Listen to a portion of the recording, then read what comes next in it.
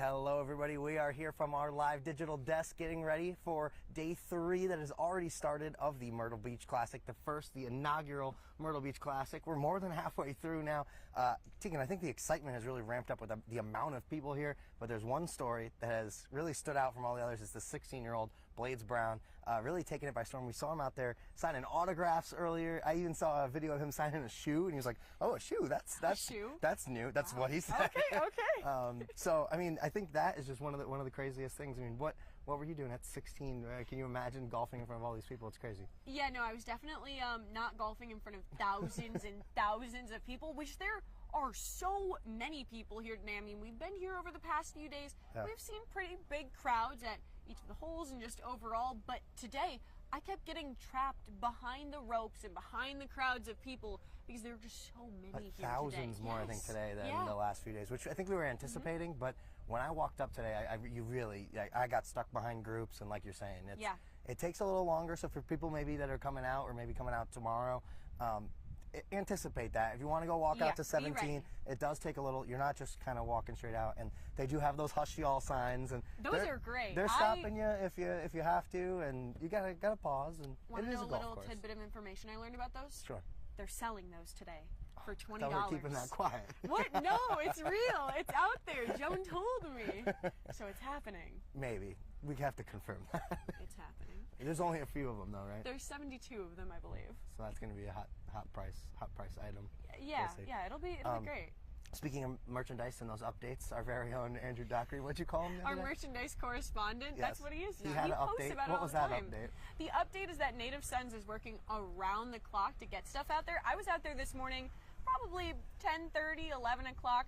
They had a good amount of t-shirts over there. It's just that they don't have all of the sizes available. So I know they had a lot of mediums, a lot of larges. They were really kind of out of smalls. But those little things that you're looking for, like koozies or golf balls or that kind of stuff, they have lots of that stuff over there. Okay. Yeah.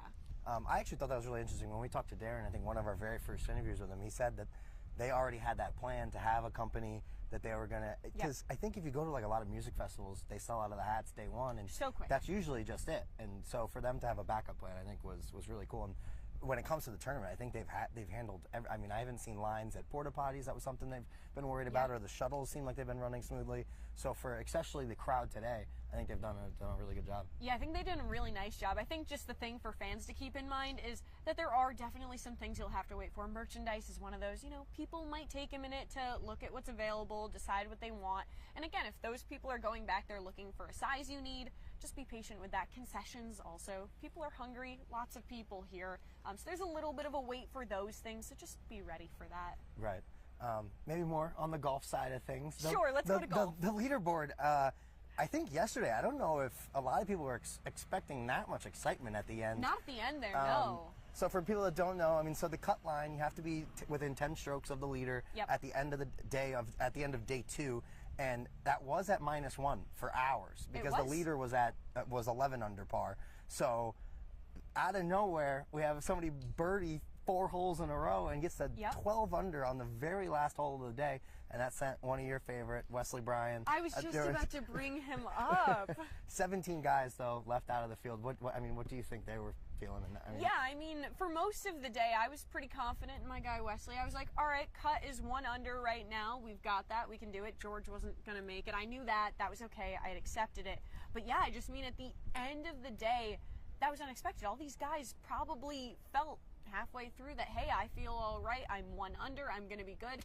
And then, bam, out of nowhere, your leader shoots up there. Yeah. But one of those guys, speaking of the Bryan brothers, Matt Atkins, we've talked about him a lot, the winner of the Q. He's been playing really well. I believe he was at 4 under last check. These are obviously always changing. Yeah. But for him to make the cut, I think just says a lot about those YouTube golfers, the guys that are on the border of being on the tour all the time. And I think we've talked about that a lot. I mean, this is just an opportunity to maybe get your first PGA Tour win or get on the tour all the time. It's so to see those storylines emerge too has been very cool. But I have the leaderboard up here too for us. It's Goddard, who was the guy who jumped 12 under. Now he's actually 14 under at a live check for you. Thompson has actually now jumped up as well. Fox and Crow all above our old leader in McIntyre, but he just started. He so did I just think tee off, I think he might climb back up there. But Eric Van Rooyen, he's one of those guys that I've been on my players to watch list. He's still, I like that they have these Vegas odds live for us too. Yeah, he's still one of the favorites despite being behind for a while. Yeah. And then Trace Crowe is one of the guys from South Carolina, I think. So if he stays in the, what is he right now, tied for third, that could be something really exciting coming down the stretch here. Once 5, 6 o'clock hits, I think we're going to have a lot of people start to come to 17 and 18 because everyone's kind of scattered around the whole golf course now. Right. But everyone's going to start funneling back towards this area. Yeah, those tend to be the busiest holes too, only because 17 is right near that fan zone. It's literally right next to it. Packed today. Yeah, and then 18 is the first hole that you walk past when you get in here. Right. So really big groups at both of those. I have a feeling they'll just be packed throughout the day no matter who's there. It's a great place to watch. Yeah, so I think it's going to be really exciting here coming down the stretch, and obviously we're going to have all the highlights and even post-tournament interviews or post-day 3 interviews with all the players, and we'll have more on that for you on WNBF News at 6 and 11 tonight. But for now, that's going to do it for us here at the Live Digital Desk. Dave Ackert, WNBF Sports. Teagan Brown, WNBF Sports.